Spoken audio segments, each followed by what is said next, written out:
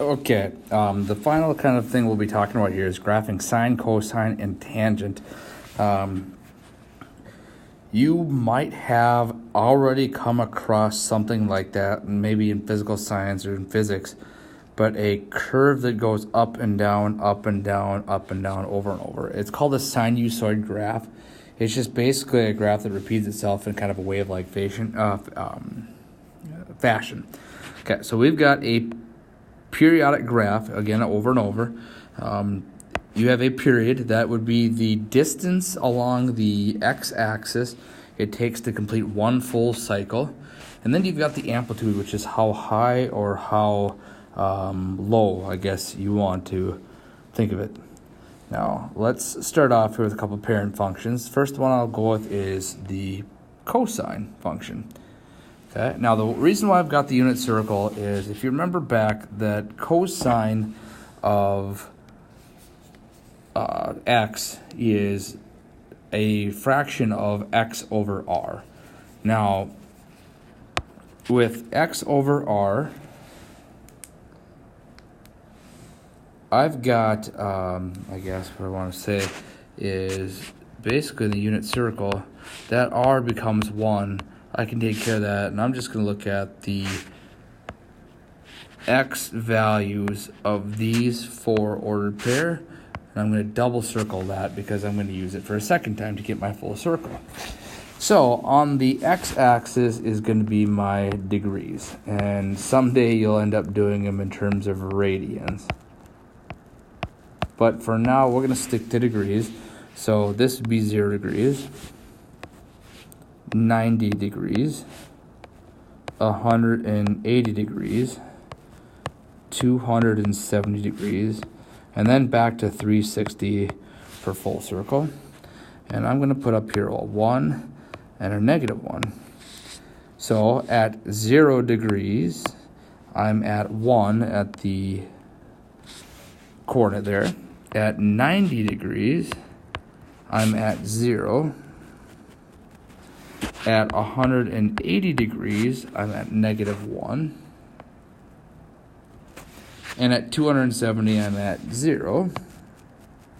Okay, again, here's 270 degrees. And then back at 360 degrees, I'm back at 1. So I can go down and up and then down. And I can keep this same concept going, but I'm only looking at graphing one period. So in one period, it happened in 360 degrees, or 2 pi in radians. Now the amplitude is going to be measured from the highest point to the x-axis, and there's an amplitude of 1. It could also be from the x-axis down to the lowest point, which is 1. Oh, and by the way, this is a circle with a radius of 1, which coincides with the amplitude. Okay, so that's cosine. I'm going to now here go to a different parent function of sine. And now sine is y over r. Again, r is going to be 1. So it's basically just looking at the y values. Yeah, so I'll get everything all set up like I did. Same with cosine. We'll go 1 and -1. And we're at 90 degrees, 180 degrees, 270 degrees, and 360 degrees. And in fact, after we get done with the parent functions, that's actually going to turn into 0, pi over 2, pi, 3 pi over 2, and 2 pi. Now, I'm going to start with sine at 0. Go up to 90 degrees, and that's going to put me at 1. At 180 degrees, that's going to put me at 0 again. At 270, let's go down to -1. And then 360 is going to come back up to 0. So my period is 360 degrees, or like I said, we'll end up doing radians, so 2 pi. My amplitude is the highest it gets is 1, the lowest it gets is -1. Both of those are a distance of 1. And again, that has something to do with the fact that this circle that I'm using has a radius of 1. All right, so amplitude. We have this A and B that kind of affects the graphs. A is going to affect the amplitude. It's going to be the absolute value of the number in front here. So the absolute value of 3 is 3. Okay, this B value of 4 is going to be that period of what would typically be 2 pi.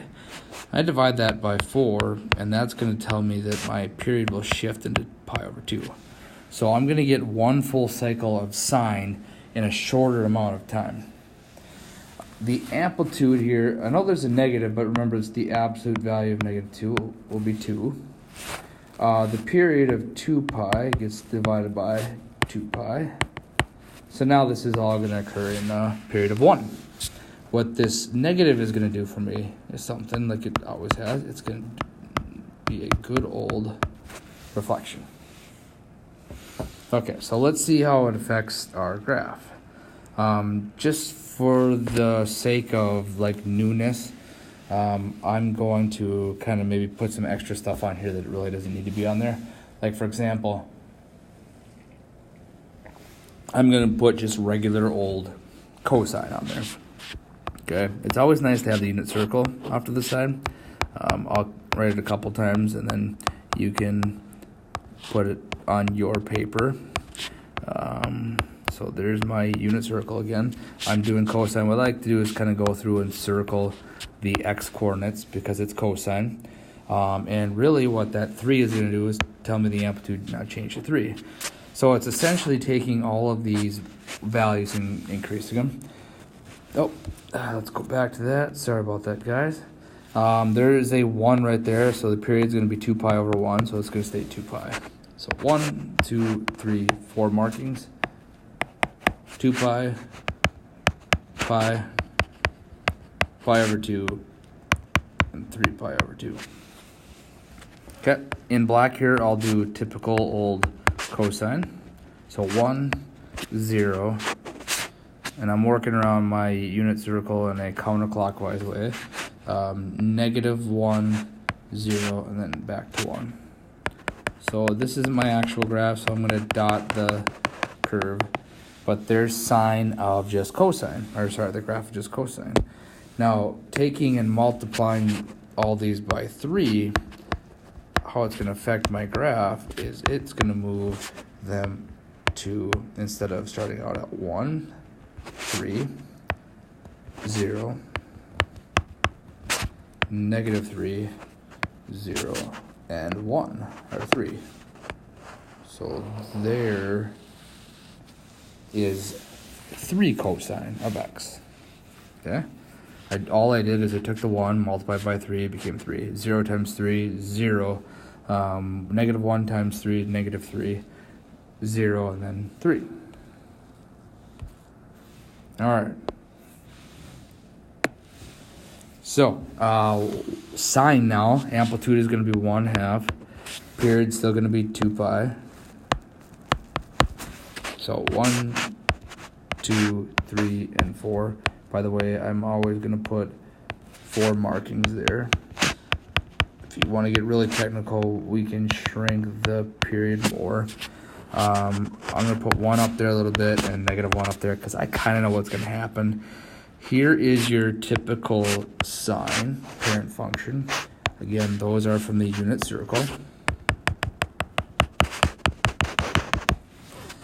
By multiplying each of those by 1/2, it's going to shrink down 1 into 1/2. Still going to be at 0. 1/2, 0, negative 1/2, and then back to 0. So here's 1/2 sine. Yeah, again, how I got those, I got my ordered pairs in my unit circle. 1, 0, 0, negative 1, sorry, positive 1, negative 1, 0, 0, negative 1. And all I did was I multiplied all of the y values by 1/2. And again, I'm interested in y because sine is y over r. Okay, so I might not put the parent function of sine anymore, but you feel free to do that if it helps you out. I know that it's going to be multiplied by 4, so here's my unit circle, -1, 0. Sorry, positive. Okay, 0, 1, -1, 0, 0, -1. It is signed, so I'll circle those y values. They're all going to get multiplied by 4, amplitude of 4. Now the period is going to go from 2 pi over 1 to 2 pi over 2, so pi. I'm still going to put 1, 2, 3, 4 on here.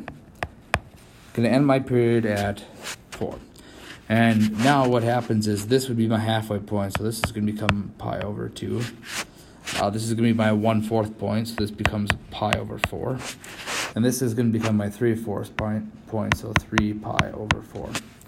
Now, 1, 2, 3, 4. 1, 2, 3, 4. It's really important that you label the x and the y-axis. I'm not going to make you change how wide or narrow it is, but if you label them correctly, that's good enough for me. So here's 0 times 4 is 0. Okay, 1 times 4 is 4. 0, -4, and back to 0. Yeah, so there we go. Grows, it's even taller. Here I got a little checklist. 2x intercepts, 1, 2. Actually a third because it's going to come back around to 360 or 2 or pi. Okay, so let's try changing the amplitude with, well, not changing the amplitude, it's still going to be 1, but changing the period with a fraction. So 2 pi over 1/3. Now this means multiply by the reciprocal. So this is going to turn into 6 pi. So now 1, 2, 3, 4. Half of that is going to give me 3 pi. Fourth of that is going to give me 3 pi over 2.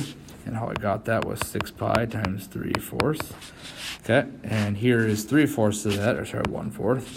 To get that, I'm going to go halfway in between these and divide by 2. So basically, I'm going to take it in 6 pi times 3/4.